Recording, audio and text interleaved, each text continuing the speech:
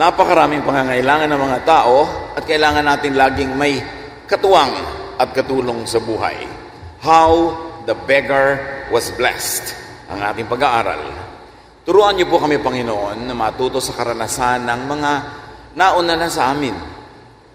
Teach us to be observant, to be studious, so we can be wise and we can learn from you. And now equip us to understand your message for us today. We ask you to be our preacher, our teacher, our healer, and friend. Lead us unto greater knowledge of you. Unlock for us and open the door to your blessings. Father, we seek you in the name of your Son, Jesus. Acts 3, 1-10. Minsan, nagpunta si Pedro at Juan sa templo. 3:00 ng hapon noon, ang oras ng pananalangin. Sa pintuan ng templo na tinatawag na Pintuang Maganda, ay may isang lalaking lumpo mula pa nang ito'y isilang. Dinadala ito sa templo araw-araw upang mamalimos sa mga taong pumapasok doon. Nang makita nito sina Pedro at Juan na papasok sa templo, siya'y humingi ng limos. Tinitigan siya ng dalawa at sinabi ni Pedro sa kanya, "Tingnan mo kami." Tumingin nga siya sa kanila sa pag-asang siya'y lilimusan. Ngunit sinabi ni Pedro, "Wala akong pilak o ginto, ngunit may iba akong ibibigay sa iyo. Sa pangalan ni Jesucristong taga Nazareth, tumayo ka at lumakad." Hinawakan niya sa kamang kamay ang lumpo at itinayo. Noon di lumakas ang mga paa at bukong-bukong ng lalaki. Palokso itong tumayo at nagsimulang lumakad. Pumasok siya sa templong kasama nila habang naglalakad at lumulundag-lundag na nagpupuri sa Diyos. Nakita ito ng lahat at nang makilala nilang siya, ang pulubing dati nakaupong namamalimos sa Pintuang Maganda ng templo, namangha sila at nagtaka sa nangyari sa kanya. At naway pagpalain tayo ng Panginoon sa pagkabasa ng napakagandang kwentong ito. There is a beggar in every one of us. Kanya-kanya tayo ng yaman, pero kanya-kanya rin tayo ng karukhaan. Kanya-kanya ng lakas, pero kanya-kanya rin ng kahinaan. At marami tayong matututunan sa pulubong ito kung papaano tatamo ng pagpapala. How the beggar was blessed. And now we will reread it in the contemporary English version. Acts 1, 1-2. The time of prayer was about 3:00 in the afternoon, and Peter and John were going into the temple. A man who had been born lame was being carried to the temple door. Each day he was placed beside this door, known as the Beautiful Gate. He sat there and begged from the people who were going in. Isang magandang makita at maobserbahan sa pulubing ito, the beggar had helpers. He had carriers that brought him to the place of blessing. Tunay, marami tayong mga kapansanan, mga kahinaan, kakulangan, pero ito'y napupunan kung may mga naliligid tayo na tao at may mga tao sa ating buhay na handa at bukas loob na tumutulong sa atin. Immediately, there's a lesson from this beggar: have helpers. Mahalaga na sa buhay natin tayo may katuwang. At siyempre, para magkaroon tayo ng mga katuwang sa buhay, dapat hindi tayo nakakainis. Dapat nakakagana tayong tulungan para hindi kadalaan at huwag pagsawaan. Ang ibig sabihin ay dapat sa ating kakayanan, handa rin tayong maging matulungin. Hindi naman one way ang relasyon na laging tayo na lang ang tinutulungan hanggang pagsawaan na tayo. Tayo na lang ang bibigyan, tayo na lang ang uunawain. May hangganan ang lahat ng pagtitiis ng kapwa. Kaya dapat give and take. Tuwing withdraw ka ng withdraw, dapat magde-deposit ka rin para hindi ka maubusan ng mawi-withdraw. Ecclesiastes 4, 9-10, "You are better off to have a friend than to be all alone, because then you will get more enjoyment out of what you earn. If you fall, your friend can help you up. But if you fall without having a friend nearby, you are really in trouble.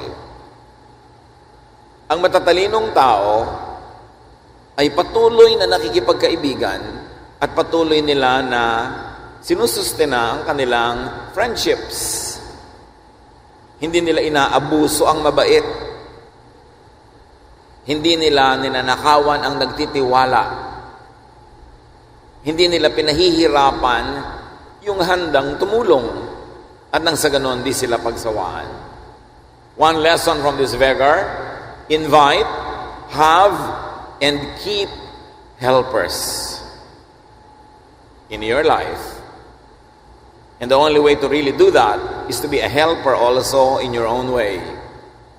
Relationships last when they are mutual.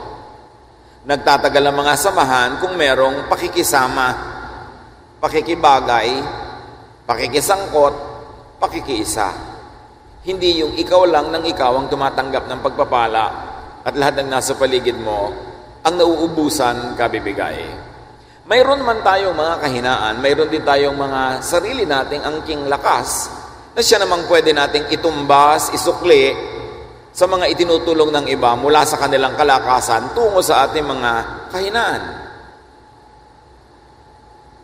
Even a parasite, a good parasite, an intelligent parasite will not kill its host dahil wala na siyang mapapakinabangan. Tiyakin natin mga kapatid na whenever we can, tuwing kaya, tayo'y nagde-deposit, hindi nagwi-withdraw. Na nagwi-withdraw lang tayo sa mga panahon na hindi na maiwasan at kailangan at handang-handa tayong mag-deposit uli pag nabawasan na yung ating account.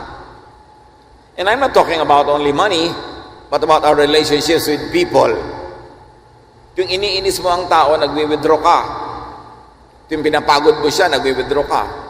Yung may hinihingi ka, nagwi-withdraw ka. Kailan ka naman magde-deposit? The beggar was in the right place at the right time. Another lesson to learn. He was at the temple door.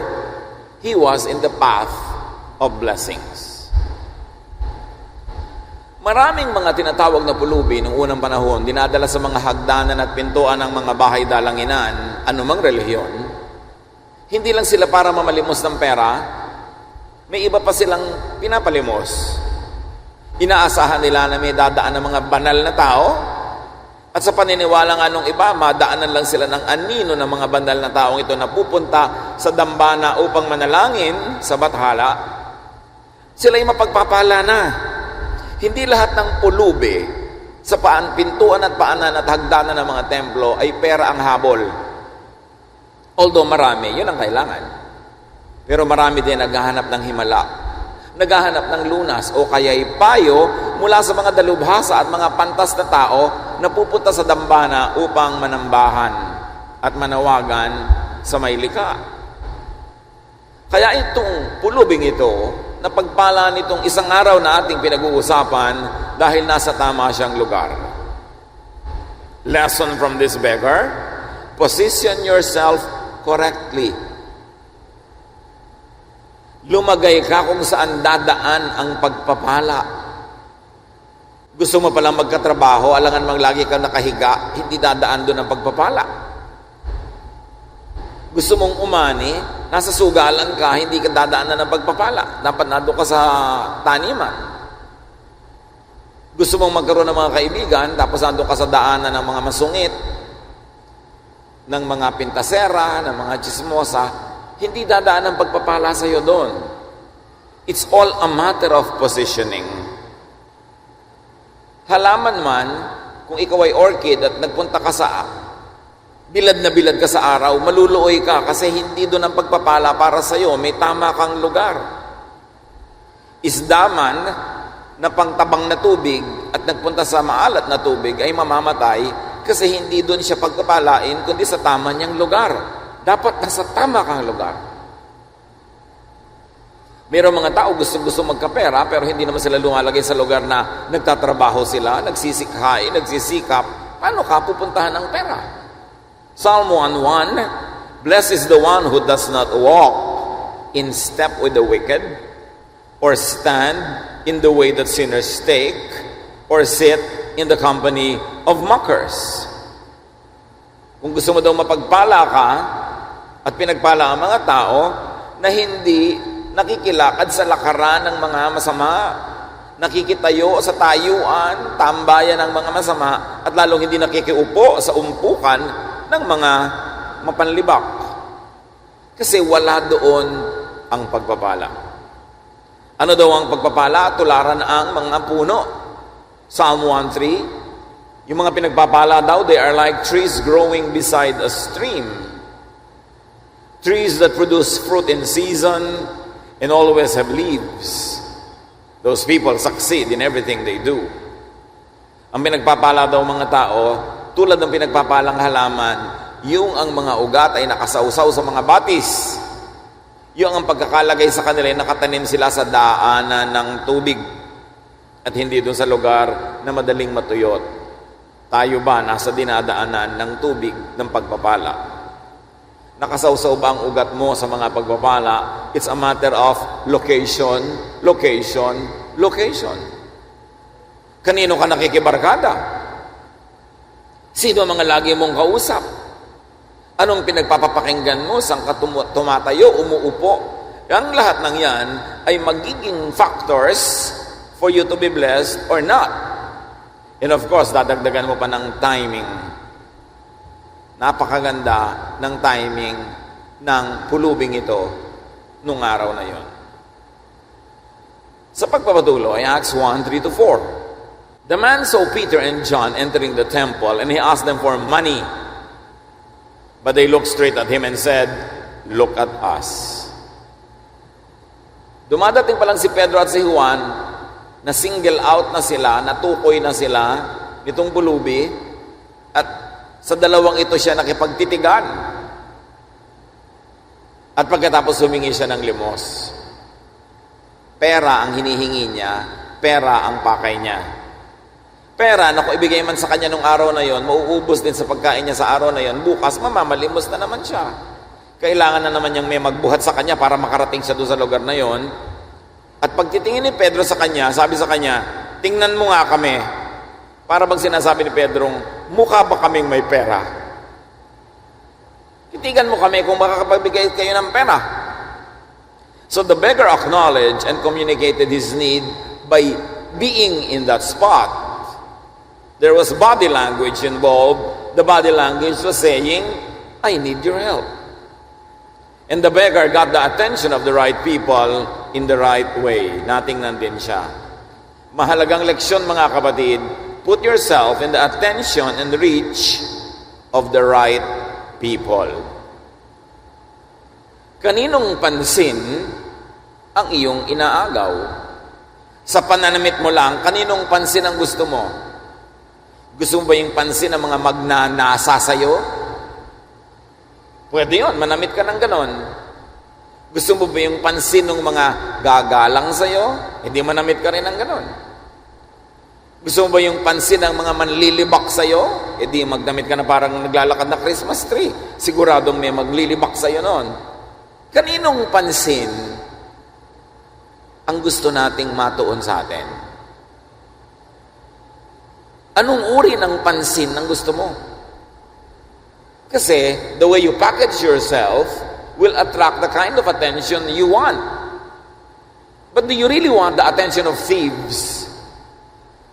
Maglalakad ka sa mga lansangan, suot mo mga alahas, ang mamahal mong damit, ilalabas mo cellphone mo, ilalabas mo yung pocket, wallet mo na may pera. Kaninong pansin ang inaagaw mo? Di ba pansin ng mga magnanakaw? Is it right? Tama ba yung behavior na yon? Kaninong pansin ang hinahanap mo pag naglalakad ka sa 10 oras ng gabi? Liban na lang, kung galing ka sa trabaho, hindi mo na maiwasan. Pero kung maiiwasan, lumigpit ka na pag gabi na. Kasi pag gabi na, yung mga nagda-drugs, bangag na. Yung nagiinuman, lasing na. Handang-handa na sila na maging baliw at ito ka, dadaan-daan sa tapat nila. Di ba naghahanap ka ng sakit ng katawan nun? Kaya makikita mo, napakaraming nabibiktima. Liban na lang, kailangan na raw sila sa lugar na yon o hindi nila maiwasan. Kasi naman, nandun sila sa lugar din na yun. Nakakatawag ka ng pansin. So put yourself in the attention of the people who matter. What kind of attention do you want? Surely you can get an attention. Maglakad kang hubot-huad, di ang daming pumansin sa'yo. Pero yung ba talaga ang gusto mong uri ng pagpansin sa'yo? Yung ang ingay-ingay mo pagpasok mo sa isang lugar, napansin ka nga, pero anong uri ng pansin? Paggalang ba yon? O ang liit-liit ng tingin sa'yo ng tao? We package ourselves correctly so that we can get the right attention from the right people. And here you need discernment. Kailangan manuri, kailangan makiramdam. Kaninong pansin ang gusto kong matuon sa akin? Acts 1, 5-7. The man stared at them and thought he was going to get something. But Peter said, I don't have any silver or gold, but I will give you what I do have. In the name of Jesus Christ from Nazareth, get up and start walking. Peter then took him by the hand and helped him up. Sabi ni Pedro, mukha ba kaming may pera? Tingnan mo nga kami. Wala kaming kapera-pera. Pero kung anong meron kami, yun ay bibigay namin sa iyo. Sabi niya, sa ngalan ni Jesus sa taga Nazareth, tumayo ka dyan at nang matigil ka ng pamamalimos, makapagtrabaho ka ng maayos, makapamuhay ka normally, at hinawakan niya ang kamay ng lumpong ito, itinayo siya. Nagpahawak naman ng lumpo, at kahit lumpo siya, ay umakmang tatayo nga. Kung kayo yung lumpo, all your life lumpo kayo, hindi kayo kahit kailan nakalakad at ni minsan walang nagbigay ng pag-asang makakalakad pa kayo, kaya ang kailangan nyo lang, konting barya. Sabi ng kaharap nyo, wala akong kapera-pera, pero ang ibibigay ko sa iyo, kung meron ako, tatanggapin nyo ba? O sasabihin nyo, wala ka naman palang pera, umalis ka dyan, kasi kaya nga ako pulube, pera ang kailangan ko eh. At pag may nagsabing sa ngalan ni Jesus at taga Nazareth, tumayo ka, paano ako tatayo? Ang tagal-tagal ko na nakaupo dito at nakalugmok, hindi naman ako nakakatayo. Maraming tao hindi tumatanggap ng bagong pagpapala kasi nakasara ang utak nila sa bagong pagpapala. Hindi sila tumatanggap ng bagong karunungan, bagong katuruan kasi nakasara na ang utak nila sa konti at kaprasong karunungan na nakuha nila nung unang panahon. At hindi nila sa handang buksan ang puso nila sa mga bagong karunungan, mga bagong kaliwanagan, kaya hindi na nila tatanggapin. Anong ginawa ng pulubing ito? Umakmang tatayo. Handa siyang tanggapin yung ibinibigay sa kanya kahit hindi yon ang ine-expect niya. Be humble enough to receive help from sincere helpers. Lahat tayo nangangailangan ng tulong, panapanahon lang. Hindi ka dapat mapagmalaki, mapagmataas, kung kailangan mo ng tulong at may nag-aalok naman. Napakahalaga na tayo ay marunong magpakumbaba. Acknowledge your need. The mere fact that that man was there at the temple door begging was language enough. It was body language. It meant, I need help. At kung ikaw naman ay dadaan doon sa tapat ng pintuan na yon, nandun yung mga pulubi, hindi naman madali. Nakapalan mo ang mukha mo at umupo ka doon para mamalimos. Dapat naman yung mga meron na pwedeng ibigay na dahil yun lang pagtayo doon ng mga pulubi ay isa ng malaking kilos na hindi madaling gawin. Mga kapatid, liban na lang mga abusado ang lumalapit sa inyo. At bad record na talaga. Pag may umuutang sa inyo, lalo first time, huwag naman agad-agad kayong defensive. Huwag agad-agad gusto nyong ipagtanggol ang inyong mga pitaka para huwag masalakay. Huwag agad-agad tatanggi. Huwag agad-agad hihiyain yung lumalapit. Kasi hindi nyo alam kung gaano katagal na nalangin, nagpalakas ng loob yung tao para lang makalapit sa inyo eh. Pagkatapos paglapit, bibiguin nyo agad. Sa takot nyong maabuso. Lalo't first time at hindi naman kilalang utangera o balasubas. Isaalang-alang nyo yung damdamin ng taong nagpapakumbaba at humihingi ng tulong. Hindi yun madaling gawin, liban na lang professional siya sa ganung bagay. So, nandun yung pulubi, dumaan sila Pedro, wala silang pera, pero willing silang maglimos ng iba. Pag merong kailangan ng kapwa at wala tayong ganon, pwede tayong mag-alok ng iba na pwede nating itulong. Kung humihiram sa iyo ng 1,000, wala ka ng 1,000, bigyan mo na lang kahit 200 o 100. May pamasahe man lang siya para makauwi. Whenever you can, don't send people away empty-handed. Pag lumapit sa iyo ang tao, nawa, meron ka maibigay kahit katiting na pagpapala. Huwag naman zero. Kasi sobra naman siyang lugi, ginasgas na niya yung mukha niya, namuho na siya pagpunta sa iyo, tapos di wala man lang nakuha kahit isang candy. Importanteng nakabukas ang ating puso. So, hinawakan ang kamay ng taong ito at nag-akng tatayo. Hindi siya nagsabing, ha ha ha ha ha, sige palakarin mo ako. All my life nga, tumanda na ako, hindi pa ako nakakalakad, ngayon mo pa ako papalakarin. Alam niyo yung mga tao na nagsasabing, it has never done before? Yan ang mga tao hindi aasenso. Hindi pwedeng gawin yan kasi hindi pa yan nagagawa ever. So kung sinabi niya yon, hindi pa ako nakalakad kahit kailan, ngayon palalakarin mo ako, hindi sana siya nakalakad. Huwag niyong limitahan ang inyong mga sarili ng inyong mga nakaraang karanasan, lalo't kabiguan. Do not define your future and limit your future by the failures of your past and by your frustrations. Do not limit yourself with the failings of the past. Acts 1, 7-10. At once the man's feet and ankles became strong, and he jumped up and started walking. He went with Peter and John into the temple, walking and jumping and praising God. Everyone saw him walking around and praising God. They knew that he was the beggar who had been lying beside the beautiful gate, and they were completely surprised. They could not imagine what had happened to the man. Tumayo ang lalaki at nakatayo nga. At oras na naramdaman niya na lumakas ang kanyang mga bukong-bukong, ang kanyang binti. Hindi lang siya tumayo, nagtatalon. At sumunod kay Pedro at Juan papasok sa templo para sumamba, natatalon-talon, kakanta-kanta na parang pipit. Sumaya at hindi niya itinatwa o ikinaila ang kanyang kasayahan. The beggar was open to blessings even though he had other specifications. Maganda ang leksyon, mga kapatid. Open yourself to blessings beyond your definition. Hayaan nating lumampas sa mga dating bakod at hangganan ang ating utak, ang ating puso, ang ating kaalaman. Room for improvement is the biggest room in the world.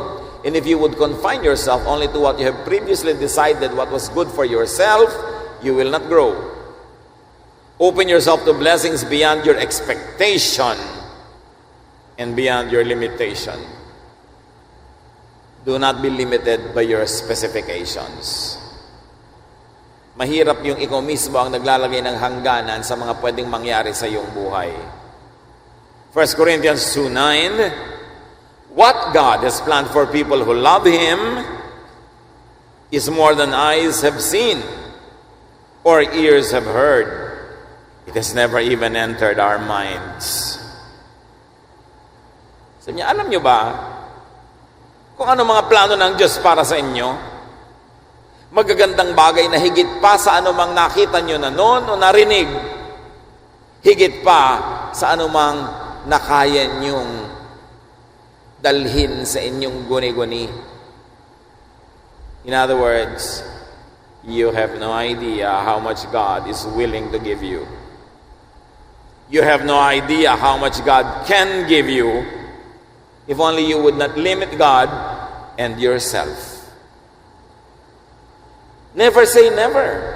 Huwag niyo sabihin, naku, hindi ko kaya yan. Naku, mahirap yan. Naku, ganito na lang talaga ako. Huwag niyo sasabihin yan kasi parang isinumpa niyo ang sarili niyo na manatili na lang dyan. Kailangan laging may kabukasan ng isip. The beggar followed Peter and John into the temple. Lesson, mga kapatid, follow godly people, godly instruments. Sila Pedro pala ang ginamit ng Diyos para siya makatayo at makalakad. Kanino pa siya dapat sumunod? Katulad niyo mga kabataan, mga magulang niyo ang ginamit ng Diyos para kayo makatayo, makalakad. Kanino pa kayo dapat sumunod? Sa mga kabarkada? Sa mga ka-chat? Sa mga friends sa Facebook? Kailangan pa bang i-memorize yan kung kanino ka dapat sumunod? Dun sa nagiging pagpapala sa buhay mo. Dun sa ginagamit ng Diyos para ka makalakad mula sa pagkalumpo, tumigil sa pamamalimos, umasenso, umunlad. Follow teachers that open up your brains to great things. Follow trainers who train you to become the better person that you are and you can be. Piliin nyo ang sinusundan. Bakit ka susunod sa kapwa bulag? Hindi pareho lang kayong nabulid. Adik ka na nga, babarkada ka pa sa kapwa mo adik. Saan kanya dadalhin? To more addiction. Sugapa ka na nga sa sugal. Ang lagi mong pagsusundan, yung kapwa mo sugapa. Saan ka dadalhin nun? Dapat ang sundan mo, yung papasok sa templo, yung papalapit sa Diyos, yung obviously magandang influence at epekto sa iyong buhay. Again, positioning. Saan ka nakaposisyon? Sino ang tinusundan-sundan mo? Sino ang sinusuportahan mo? Kailangan malinaw yan, kapatid. And be grateful to people who help you. Bilang pagtanaw ng utang na loob, sumunod siya dun sa dalawa. Hindi yung, wow, nakakalakad na ako, kaya biglang iba na ang gagawin, kung ano-ano ng mga bisyo, kung ano-ano ng mga kabalbalan. Pagkalakad ng tao, sa pagsamba pumunta. So, anong ginagawa natin? Napakaganda, may bagong-bago kang kotse, dadalhin mo muna sa worship, o dadalhin mo sa ministry. Kahit yung simpleng-simpleng bagay, may bago kang damit, bago kang sapatos, isuot mo na muna sa worship, kaya isuot mo kung san-san. Yung unahin mo yung mga bagay na gano'n, kahit symbolic lang yon, kahit minsan mukhang mababaw, pero yung mga mababaw na bagay, ang unang hakbang, tungo sa paglalim. Kailangan lagi mong inuuna yung maganda, yung tama. The beggar thanked and praised God. One great lesson. Always thank and praise God. Especially when you have been obviously blessed. Yung mga iba, huy, marami ka niyatang pera. Hindi, wala nga. Sa pag-iwas sa mga utangan, itinatatwa na napapagpala siya. Lalo't utangera ang nagsasabing, huy, umasenso ka na daw. Well, thank God, pero kasya lang sa akin. Pero pasalamat ka sa Diyos. Huwag mo sabihin, hindi, walang-wala nga ako eh. Alam niyo yung mga tao, sa hinabahaba na ng buhay ko na to, yung mga taong laging sinasabing walang-wala nga ako, meron sila nung sinasabi nila yon, pero ang ending, talagang nagiging wala nga. Alam niyo ba na ang inuusal ng inyong bibig ay panalangin? Kahit hindi nyo lagyan sa dulo ng in Jesus' name, meron yon. Kaya pag sinabi mong walang-wala nga ako eh, in Jesus' name. Gusto nyo sabihin yon? Hirap na hirap ako sa buhay. Amen. Walang kakwenta-kwenta ang pamilya ko in the name of Jesus. Wala akong kapag-asa, siya nawa. Ang inuusal-usal ng bibig, nadidinig ng langit, at dahil ang langit ay mabait, ibibigay sa iyo ang hinihingi mo. Kaya pag-ingatan yung pinagsasasabi na inyong bibig. I can name names, but I won't. I know people who had a lot of money before, pero kung sa anumang dahilan, lagi silang paladaing, palasabing wala ako. Ngayon, mga nakalupagi sa hirap, nagdidildil ng asin at gumagapang na parang ahas sa hirap kasi hindi nila nirecognize nung araw ang kabaitan sa kanila ng Diyos. Ngayon, nararamdaman nila ang tunay na ibig sabihin ng walang-wala at mahirap. Always honor God and thank God. With your lips, with your words. Don't be too afraid na mahingan ka o mautangan ka. Tuloy maghihirap-hirapan ka. Napakahalaga marunong ka magpasalamat. So the beggar not only walked. Can you imagine, wala siyang training maglakad, pero nagtatatalon at naglululokso pa. Ibig sabihin talaga, ipinapakita niya hindi lang sa Diyos, kundi sa tao, kung ano ang ginawa sa kanya ng Diyos. Kaya manghang-mangha ang lahat. Pero kung siya'y dating beggar, na nung pagtayo niya, lulugulugo rin siyang naglakad, nakayuko lang siya, hindi mapupuri ang Diyos. Dahil yung body language niya, hindi pumupuri sa Diyos. What is very important, brothers and sisters? Hindi akalain nung pulubi na yon na pag-uwi niya sa araw na yon, hindi na siya buhat-buhat ng mga taga-buhat. Hindi niya alam na nung araw na yon, grabeng laking pagpapala pa lang ibibigay sa kanya ng Diyos. At anong malay nyo na ito ang araw nyo? Hindi imposible. So anong lesson mga kapatid? Greet and face each day with hope, with faith, with openness to God's miracles. You don't know what a day may bring forth. Hindi yung nakuumaga na naman, paggising mo, reklamo, umaga na naman, trabaho na naman, pag tinanggal naman sa trabaho, iiyak-iyak, pila na naman para mag-apply. Tapos hindi magpasalamat, wow, may trabaho ko ngayong araw na to. Kakanta-kanta ng rainy days and Mondays always get me down. Anong pagpapala ang aasahan mo sa Panginoon? Greet each day with enthusiasm. Because every day is a new blessing from God. Every day is an openness to God's blessing. Huwag kayong negative. Huwag laging malulungkutin, laging mamimintas. Lamentations 3:22-23. Because of the Lord's great love, we are not consumed, for His compassions never fail. They are new every morning. Basta may bagong umaga, may bagong pag-asa. Huwag niyong huhusgahan yung araw na bago pa lang na dumarating ayon sa nakaraan nyo kahapon. Hindi ko mahirap yung kahapon, automatic magiging mahirap yung today. Hindi ko nahirapan kayo nung nakaraang taon, ngayon, sabi niya, ay, bagong taon na naman ang pagbirusa. Because you curse your own life. You curse your own time. You curse your own day. Kung may bagong pagpapala ang Diyos sa bawat araw, dapat meron din tayong pagbabago ng pananalig.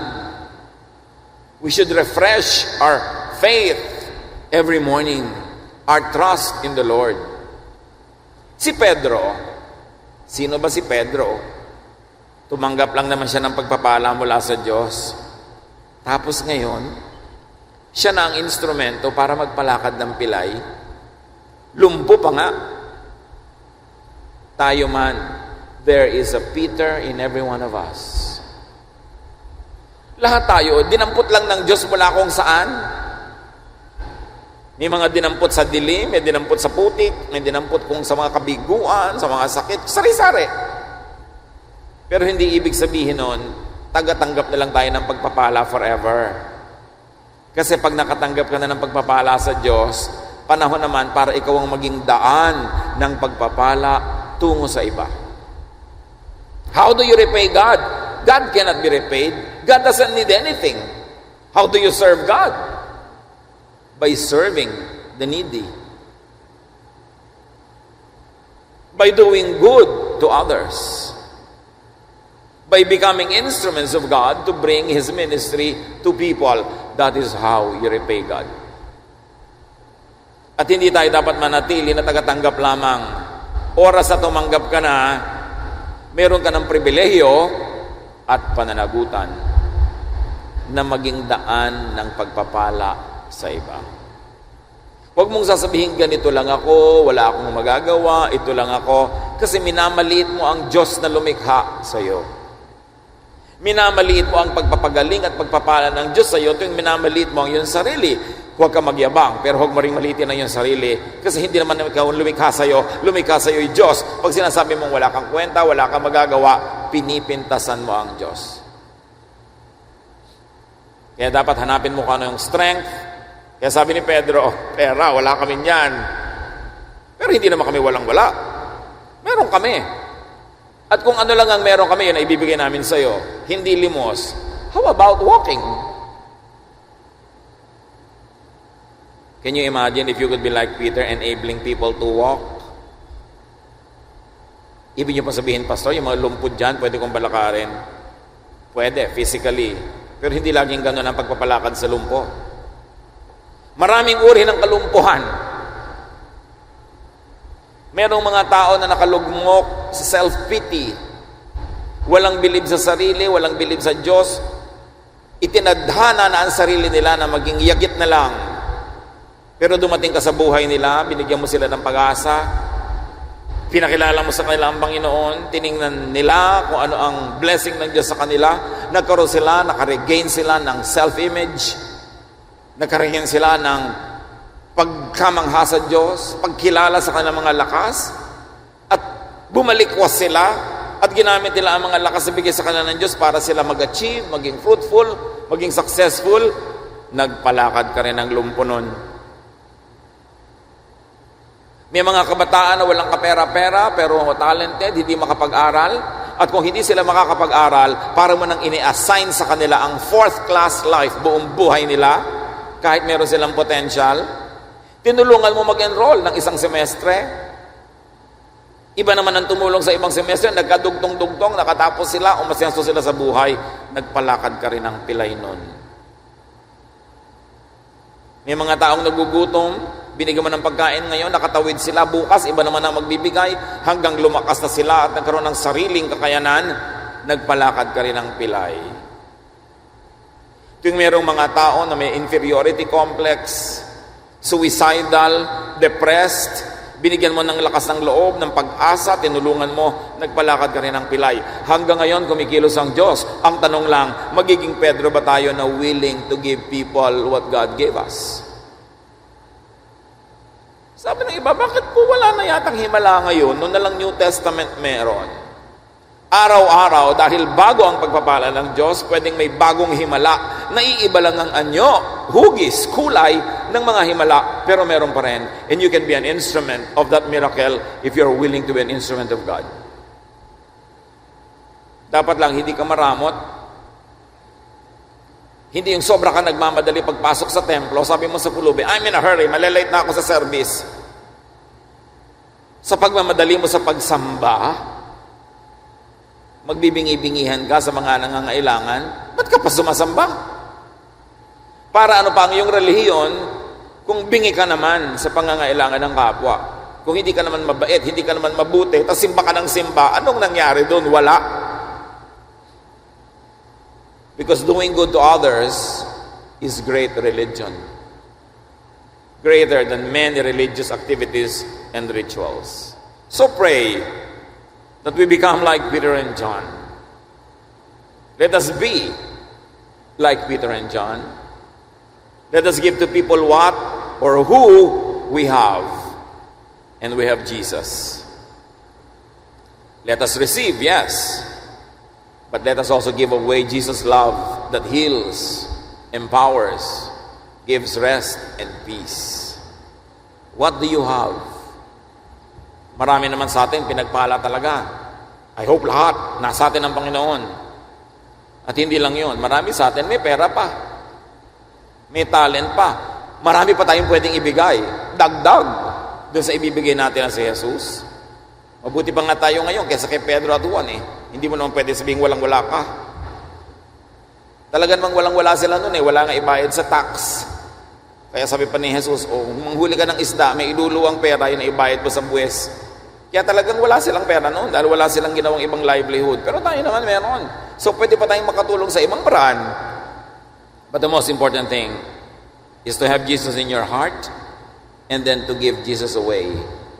Ang isang malaking himala, si Jesus habang ipinapamigay mo, hindi na uubos, lalong dumarami. So wag tayo maging kuripot sa pagpapamigay ng ating pananalig. Sino ang mga lumpo sa inyong bahay ngayon? Ano ang kalumpuhan nila?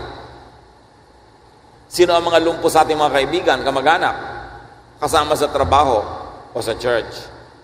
Ano ang kalumpuhan nila At ano ang kapangyarihang ibinigay sa inyo ni Jesus para kayo ang gamiting pagpapala para silang makalakad. Panginoon, turo mo sa amin ang aming pribilehiyo at pananagutan na maging katulad ni Pedro. Maging matulungin. Huwag ituring ang kapwa na abala sa aming relihiyon, abala sa aming ministry, abala sa aming activity. Kasi kaya mo nga kami pinalakas para kami magpaabala sa mga mahihina. Turuan mo kami, Panginoon, ang mga nangangailangan, kailanman ay hindi sagabal sa buhay, kundi maaaring ito pa nga ang misyon ay binibigay nyo sa amin.